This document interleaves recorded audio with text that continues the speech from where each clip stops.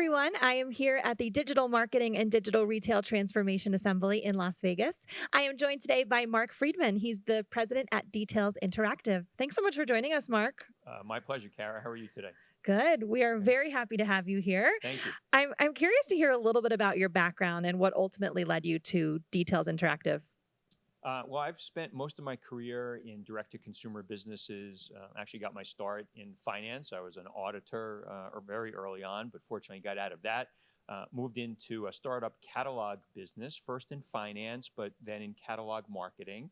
And then, kind of just progressed into marketing and always have been interested in, how you drive customers to do what you want them to do.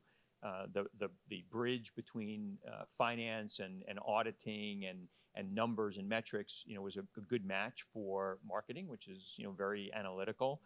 And most of my career has been, performance-based marketing. So I've worked in catalog businesses that have been only catalog pre-web, but also as they've morphed into internet businesses and also a number of businesses that had four-wall retail. So Brooks Brothers, and then 7 years at Steve Madden as president of e-commerce.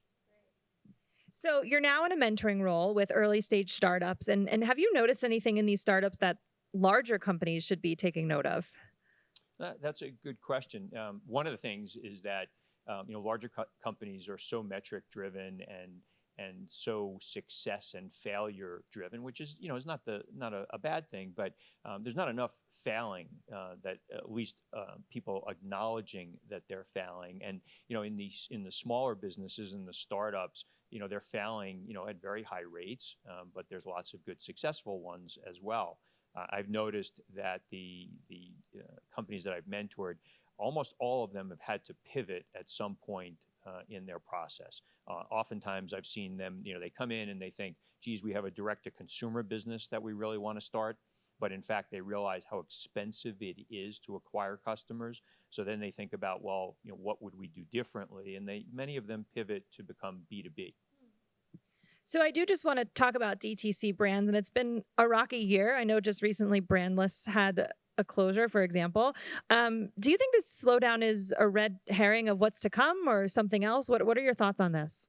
Well, we are now, we're taping here early March and coronavirus is among us. And, that is clearly already starting to impact the travel industry. You would expect that the malls are going to be impacted. Unfortunately, that might bode well for the internet, you being able to buy more from remote. But, look, I think these businesses, we have an ongoing shakeout. People have talked about the fact that, retail is dead. I don't really believe that. I believe bad retail is dead. And all too often you walk into stores, you can't find what you want. There's nobody to help you. But those businesses that are recommitting efforts to training staff, to helping the consumer when they walk in, not to overtly sell you stuff, but to be able to answer questions and really focus on conversion rate. You walk into a shoe store, I was at Madden for a long time. You walk into a shoe store and, guy or woman walks in and they ask for the size 9 of that shoe. Well, all too often they'd be bringing out just that shoe. Well, what about, something else that a customer might want? So, I think a lot of it is we do things to ourselves, as retailers that we could be better servicing the customer. Interesting. So given the increase of competition in e-commerce, obviously brand loyalty is a leading challenge for today's marketers. So tell us a bit more about your experience in customer acquisition and retention programs. So while at Madden, and for those that might not know, Madden is a public company, very heavily geared towards wholesale, so selling their products not only on stevemadden.com, but also at Nordstrom and Macy's and Amazon and Zappos and all of their associated stores. And we also had our own stores as well. And while I was there, we created a loyalty program. I've been gone 2 years, and the loyalty program still exists, and they've embellished it, more. But the whole idea was to be able to provide consumers another reason to come to stevemadden.com. And you could come for price, you could come for product, and we had a broad array of men's and women's products. But you want to try and get more The average purchase is 1.5 times a year, but I know, at least on the women's side of business, they're buying many more than 1.5 pairs per year. So, how do you get more market share? And, we believed that the loyalty program, as with other businesses, would help us to get more wallet. But in our case, it wasn't just about offering discounts. We were trying to offer an experience. For the millennial customer, they're very focused on not just about the discount, but what can you do for me that I can't buy for myself? So we tried to build a program that was around both promotion as well as experience. So you recently started a new project, the Marketing Playbook. Congratulations, by the way. Thank you. We've been listening in. So what are some of the challenges that you're hearing from executives on marketing during this digital transformation?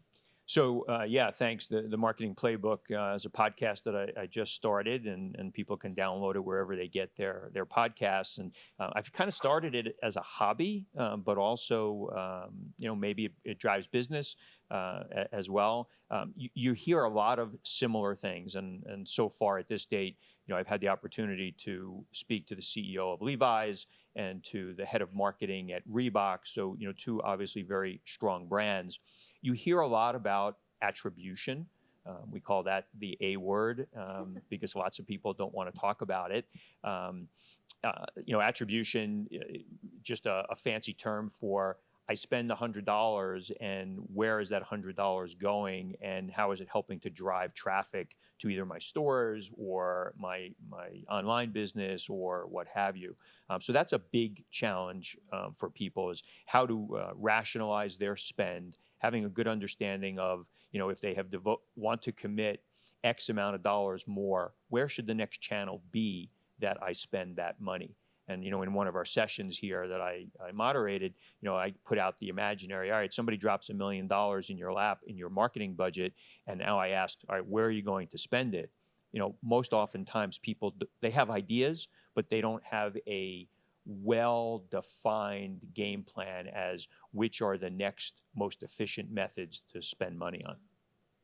So you are also moderating another session this afternoon. It is a panel on the changing role of the CMO. And I know from being on that prep call that people have quite an opinion on it. What is your overall thought on this? Are we going to see more brand and customer officers, or will CMOs come back around? I don't know if the title will come back around, as I've and as we heard on the prep call, most everybody, feeling that the traditional definition of the CMO just doesn't exist anymore. And when I get calls and talk to recruiters and see clients, they're asking for the head of marketing to be just about everything that could ever possibly fall under marketing. They want you to be the brand person. They want you to be a performance person. They want you to understand traditional media, so outdoor and radio and TV. And then they want you to be a paid search guru. And oh, by the way, let's throw some influencer and social there. And oh, by the way, we want you to be, out of a digitally native brand because that's the only cool thing that's out there. And you should have a little tech thrown in. So anyway, that's a long-winded, way to say that the role is evolving, continues to evolve. You hear lots of titles: Chief Digital Officer, Chief Customer Officer. At the end of the day, the senior marketing role is to protect the brand, in my opinion, and drive revenue. So however we call that role, that position, I think, is going to, continue. It needs to get support not only from the CEO, and the head of the organization, but from the other C-level people around the table. And everybody seems to, put a target on the back of the CMO. The change out rate, continues to get shorter and shorter. And, you don't see that quite the same way if I'm the chief human resources officer or if I'm the CIO or even, the head of the retail chain. It's more about the marketers. We'll be curious to hear how that panel goes Me and hear too. the opinions. Well, thank you so much for being here. And I'm curious, you've been around for the day and a half of our assembly. What are your thoughts on our smaller scale programs? Obviously, we're a bit more intimate than some other conferences. So, what are the benefits of attending these smaller programs? Yeah, small is great because you get to have some more one-on-one, kinds of conversations, not only with the providers that you all have brought in, but with the other delegates and attendees. You're sharing 3 or 4 meals. You can pretty much sit down wherever you want. You get to see. Businesses that are direct to consumer. I've met some people here that were B2B. I've seen some providers. So, small is and intimate is sometimes very nice. Well, good. Thank you again, and we hope to see you soon. My pleasure. Thank you.